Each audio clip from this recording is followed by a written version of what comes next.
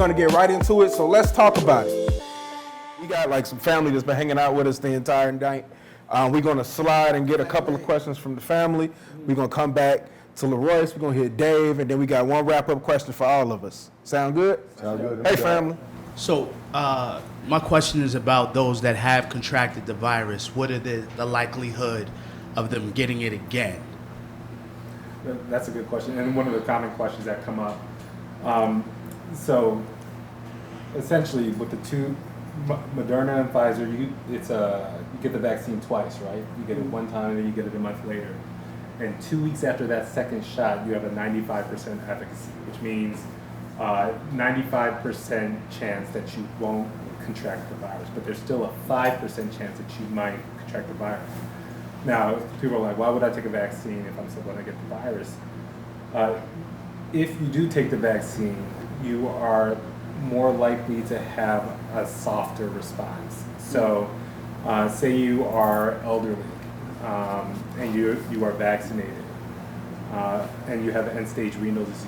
We know that if you have end-stage renal disease, you are 15 times more likely to die from COVID-19. But if you have if you're vaccinated, instead of being admitted to the hospital, requiring a tube and requiring all these things, you might just have a fever and chills and be able to stay home. So there's more than one benefit.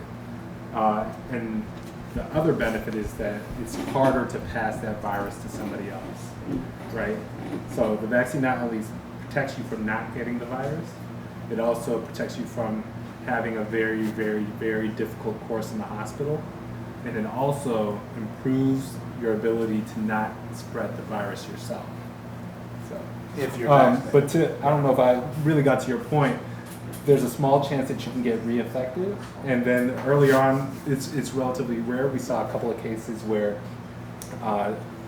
somebody got it twice, but it is rare. But that's why we still recommend for everybody to get vaccinated, because when people talk about herd immunity, it's about how many people are vaccinated, because you're just not able to spread it on its own. Who's our next family member? Hey. So, hi, I'm Tiffany, Hey, and Tiffany.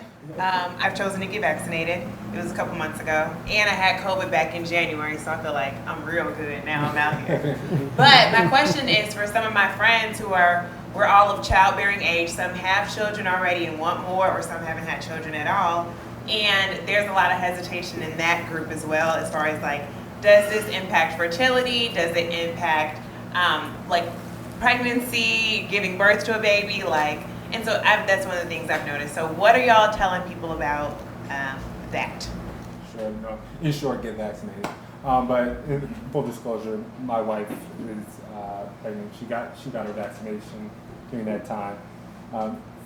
What I typically say to anybody that's in what we say like a special population, OBGYN, somebody that knows your story, knows your health profile, and has been following you for a while.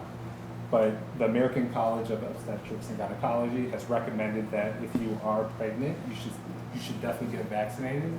And the reason is because the benefits outweigh the risk.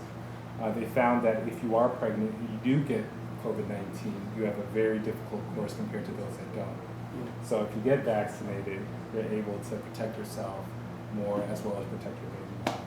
And there hasn't been any studies that's shown fertility or any issues with outcomes around delivering babies.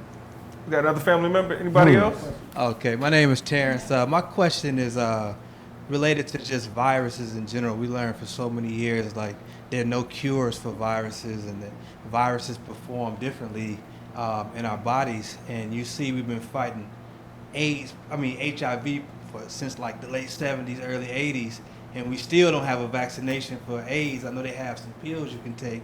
I'm wondering what is special about this particular virus that they were able to find a vaccination for it. This one, but all of the other ones that's been around forever, we didn't have vaccinations for those. It's not a treatment for the virus, right? It's when you get a vaccine, you're preparing your immune system to fight a virus, so that what the virus does to your body is much less. So it may seem that way, but what we're really trying to do is just control it to the point that it can't be transmitted at all, right? So when people talk about herd immunity and trying to get that 80%, it's really just lessening the likelihood that you'll be able to pass that virus around and transmit it from one person to another. Everybody with the family? Quick applause for the family in the room.